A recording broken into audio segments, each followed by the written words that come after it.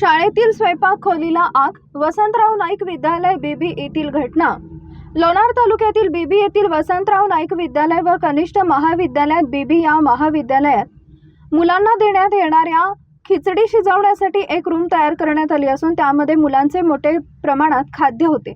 खाद्य शिजवण्यासाठी वरांड्यामध्ये लाकडांची साठवण होती। मात्र दिनांक 16 जुलै 2024च्या रात्री अंदाजे 10च्या सुमारास त्या संपूर्ण लाकडांनी आग पकडली। आग एवढी भीषण होती की त्या आगीचे मोठमोठे लोट निघत होते। हे पाहताच बीबी पोलीस स्टेशनचे ठाणेदार संदीप पाटील व त्यांचे सहकारी, बीबी गावचे सरपंच दीपा गुलमोहर, गावातील तरुण मंडळी व शाळेचे मुख्याध्यापक आरबी राठोड यांनी शाळेकडे धाव घेऊन स्वतः हातात पाण्याच्या बाटल्या घेऊन आग विझवण्याचा प्रयत्न केला। मात्र आग एवढी भीषण होती की त्यानंतर लोणार येथील अग्निशमन दलाच्या गाडीला पाचारण करण्यात आले। त्यानंतर ही आग आटोक्यात आली। मात्र आग कशामुळे लागली हे अद्यापही कळू शकले नाही। मात्र मुलांच्या खाद्याचं व स्वयंपाक खोलीचं मोठ्या प्रमाणात नुकसान झालं एवढं मात्र खरं। आपला विदर्भ लाईव्ह साठी देवानंद सानप, बीबी।